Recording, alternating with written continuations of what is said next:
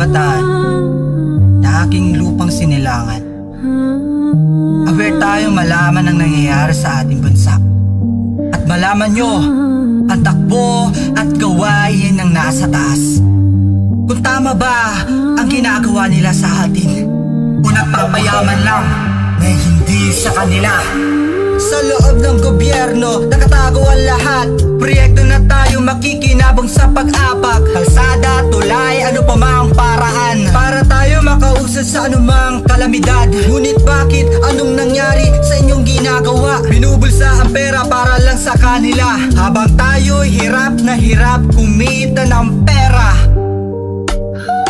Kailan makakalaya sa sitwasyon na ito? Kailan makakalaya sa kulungan na ito? Malapit na ako malunod sa pangako.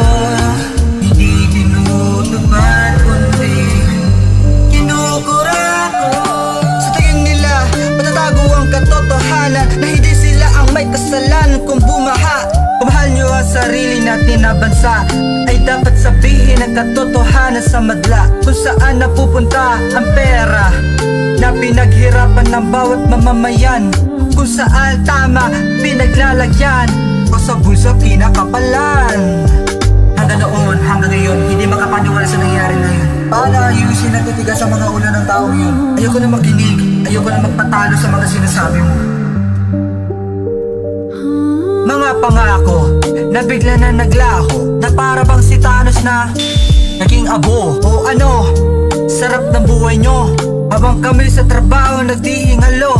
Wala kayong pakialam kung pera ang pag-uusapan. Alis to agad kapag nandyan ang asul na yaman. Yaman, yeah, yeah. Kailan makakalaya sa sitwasyon na ito?